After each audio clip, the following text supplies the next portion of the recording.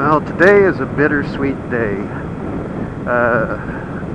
Bitter in the fact that I am trading Pearl in. I'm trading in my Scout 60. This bike is very dear to me. Has basically been like a part of the family and a huge part of my life for the last couple of years. 2.5 years and 18,000 miles we spent together. Launched my YouTube channel with this bike. But it's time to move on to something larger. Not a Honda, not a Kawasaki, not a Harley. You know, you've been watching my channel. Actually, you might be surprised.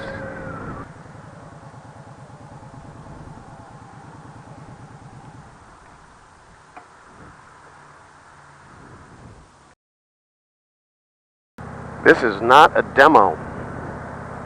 This is my new bike. Oh, a bug splat! I got a bug splat on my new windshield. First bug splat, right there. I got rained on, and so I'm a little dirty. So imagine the shiny. This is a 2017 Indian Springfield in sapphire blue over star silver. And you can kind of see, I'll try to get in here close enough, you can kind of see the metallic flake that's in the blue and in the silver. It's really pretty. It catches the light a lot. There's a lot of chrome. Oh my God, there's a lot of chrome. And it gets bright. For those, if you're new to Indian and you don't know much about the heavyweights, which is what this one is, it is the 111 cubic inch engine. It says right there, 111 cubic inch. Big old primary standard with floorboards, mustache bar, because this is essentially a naked Roadmaster. Mustache bar where the lowers to the Roadmaster would normally attach. Has the same chassis as the Chieftain and the Roadmaster, except it has the air adjustable suspension like the Roadmaster does. Passenger floorboards are standard. The tip over bars for the saddlebags are also standard on her, but no fairing, just a windshield. Big chrome freight train, you know, steam engine headlight and all of that. Lots of room in the saddlebags. I got a whole backpack in here, which is very helpful for my commute. I've got everything I need and I don't have anything strapped to the bike. It all fits in there. It's wonderful. This bike rides very well. And yeah, the back's very dirty right now, but the back end of an Indian is very distinctive. It's got the little the pinnacle fender guards that you can get aftermarket for the Chieftains and things. And since it's a standard Springfield valenced fender with the war bonnet and the LED light up front. Been riding this bike for, picked her up on Saturday. It's Thursday now. I've had this bike out every day since then, because picked it up on a Saturday. Next day was Mother's Day. Went to a Mother's Day barbecue because it's Texas and every day is barbecue day. And then I've been riding it to work every day since then. So had the bike for 6 days and I've ridden it each one of those 6 days because it's just such a pleasure to ride. My earlier reviews of the Springfield have me complaining a lot about the windshield height and because of the helmet buffeting, and that I am reasonably sure is my helmet's fault. Combination of my height and my helmet, and I'm picking up a new helmet this weekend, and that should help with that. But according to the Indian forums, and if I follow up on this, I'll give an update later, but it'll be several months down the road before I have that option of putting lowers, just little deflector lowers by the windshield, and that could relieve any buffeting. But honestly, the little deflector screen that I had on the Scout gave me an awful lot of helmet buffeting, so much so that now by comparison, any buffeting I get from this Springfield windshield does not feel that bad. This bike just wants to go straight, but also loves to turn. Very well balanced. See? This is a brand new 2017 motorcycle that the dealership had for well over a year, if not close to 2. So, but the between the 17 and the Springfield, really the only thing that changed were the switch housings.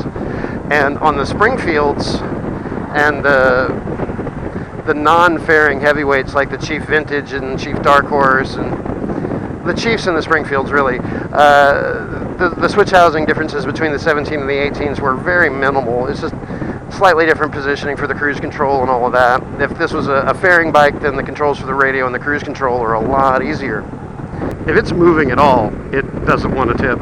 I can barely let the clutch out, not even touch the throttle, and it'll start moving and start moving stable. This bike is so easy to ride. But she also doesn't mind the corners. She gets very planted in the corners, handles very well. At a demo ride a few months ago, I took two different Springfields out, leading someone on a shorter demo, and I noticed something about the buckhorn bars.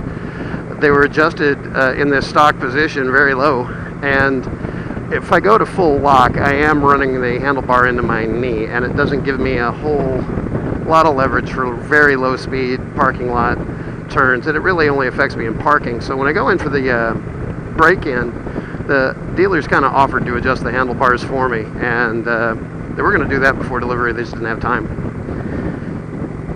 So we'll see what that is, because I did take one of these out on the last demo a week before I got the bike, and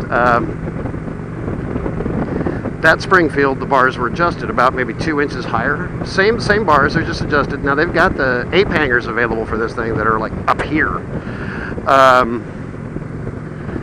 don't know if I want to go that extreme. Just up a couple of inches and we'll be fine. The shape of the buckhorn bars is really the best thing about them.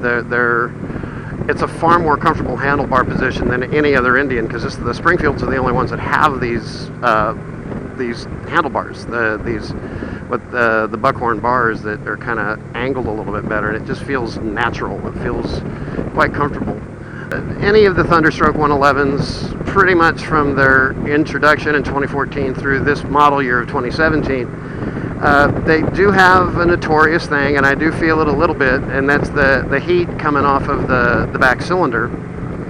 And there's a company called Captain Itch, makes these leather crotch coolers that work really well, and I might be getting one of those. But honestly, it's been 90-degree high temperatures on my ride home every day, and the heat from the cylinder, even in stop-and-go traffic, hasn't been any worse than it was on the Scout, and I kind of got used to that.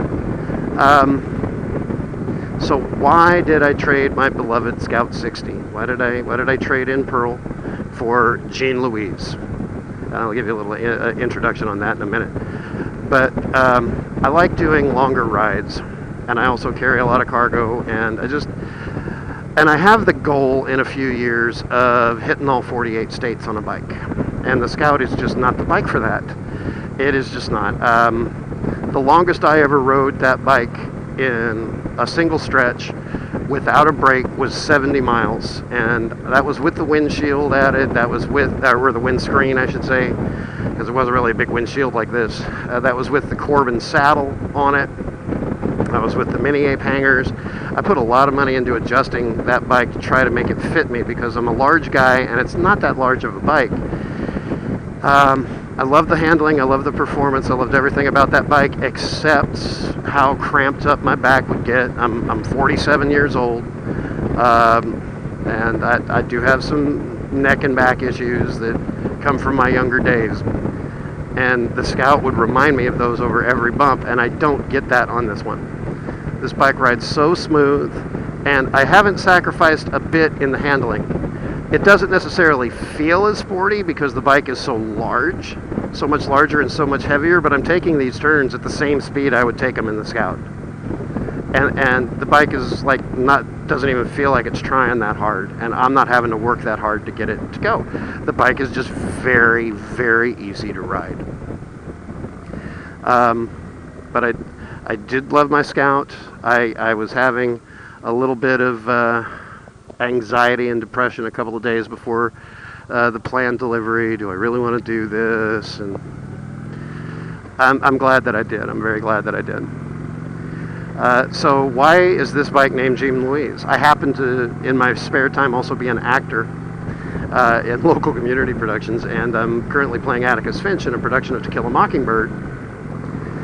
And if you know To Kill a Mockingbird, Atticus's daughter has a nickname called, and her name is Scout. And but Scout's real name is Jean Louise, but she doesn't use the name Jean Louise until she gets grown up.